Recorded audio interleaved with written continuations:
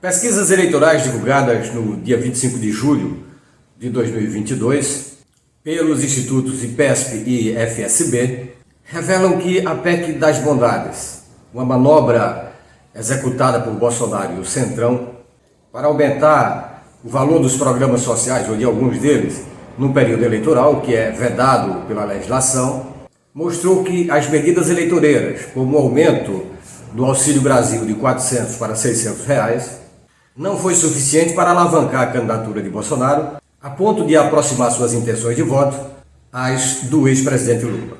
Para se ter ideia, 88% dos eleitores dizem saber das medidas tomadas por Bolsonaro e pelo Centrão, enquanto que 77% deles aprovam as medidas. Contudo, sabem também que as medidas são temporárias, que só valem até dezembro deste ano. E talvez por isso, mas não só, é que Bolsonaro não decola entre essa faixa dos eleitores brasileiros. A seguir, acompanhe uma análise sobre esse tema com o professor Ivan Martins.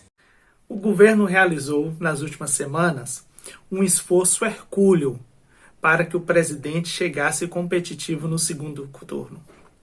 Bem, não foi uma tarefa fácil e, de fato, não é. É que a rejeição do presidente apenas cresce, mesmo em segmentos que o apoiam e o apoiaram desde 2018, como é o caso dos evangélicos. Mas a popularidade do presidente e do governo é muito ruim, porque quando se procura o que efetivamente o governo fez como plano e projeto, aquilo que colocou em prática nos últimos 3 anos e meio para o bem-estar da sociedade brasileira, bem, nós encontramos pouquíssima coisa. Além do que, discursos muito fortes em 2018 não chegaram a se efetivar, como é o caso do combate à corrupção. Ao contrário, a cada semana explodem mais e mais casos, indícios de corrupção dentro do atual governo. Mas bem, o governo apostou todas as suas fichas em uma PEC, que alguns têm chamado de PEC kamikaze, outros chamam de PEC do desastre, outros chamam de PEC das bondades, e ainda outros, como é o caso do Reinaldo Azevedo, chamam de PEC ai que medo do Lula. Isso mesmo, porque a motivação principal dessa PEC é justamente a eleição. O governo quer colocar o presidente competitivo no segundo turno. A ver, como veremos. Mas essa PEC ela acontece neste exato momento porque todas as pesquisas colocam o presidente muito atrás na disputa pelo Planalto. Entre os pontos fundamentais da PEC está a distribuição de recursos para ajudar, claro, famílias mais empobrecidas em condição de vulnerabilidade e miserabilidade. Observe, o governo modificou o programa Bolsa Família, mas quebrando ali partes do programa que era muito mais denso, mais consistente, mais substancial do que temos agora no Auxílio Brasil. Por isso que, quando a gente olha para o Nordeste, por exemplo, o Bolsa Família era parte de um programa maior de transferência de renda, de riqueza e de desenvolvimento. Não é o caso agora com o Auxílio Brasil. Os recebedores, os beneficiários deste valor, eles compreendem que se trata de uma medida eleitoreira. E isso fica claro quando, segundo as pesquisas, por exemplo, a pesquisa de junho do BTG Pactual, dava que 73% dos beneficiários do Bolsa Família, o atual Auxílio Brasil, dizem votar no presidente Lula. É porque eles têm a compreensão de que com Lula eles encontram uma política consistente, uma política social, uma política de seguridade social, de distribuição de renda, de acesso ao emprego. Não é o caso agora. Essa medida é uma medida tipicamente eleitoreira. Olha que o presidente conseguiu aumentar o valor e aumentar também a quantidade de beneficiários.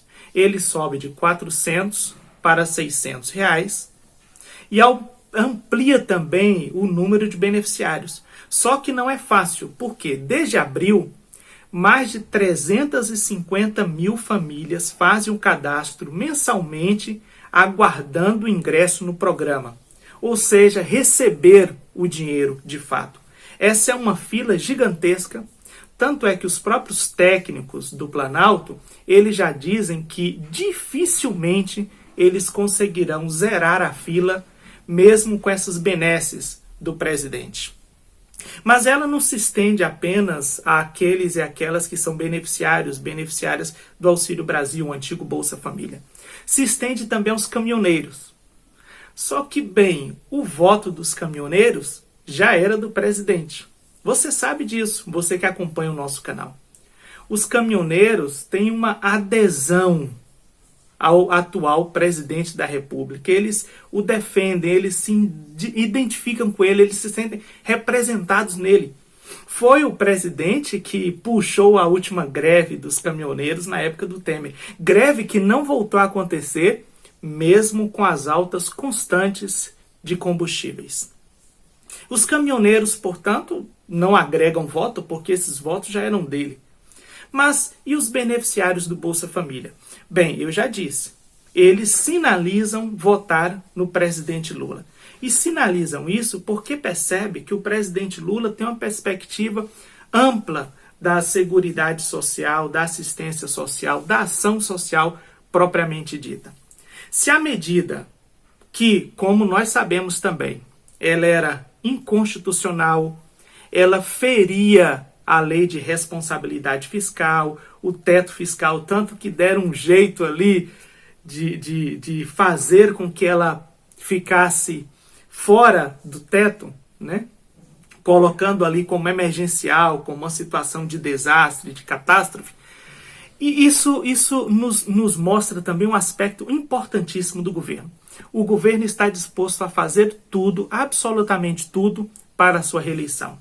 Ele mobilizou toda a sua máquina, e aqui eu falo tanto da máquina do governo, quanto da máquina do Estado, para garantir a presença do presidente no segundo turno. Só que isso tem um custo. Isso é pago através nós já sabemos, as emendas parlamentares, que nós chamamos de orçamento secreto. O orçamento secreto é o que garante hoje ao atual governo o apoio no Congresso. Ele é, de modo prático, a maior compra de votos que nós já tivemos na República Brasileira. E isso nós precisamos tratar também. Aqueles e aquelas que receberão o Bolsa Família, o Auxílio Brasil, claro, devem utilizá-lo, saciar-se ali as suas necessidades. Isso é imperativo.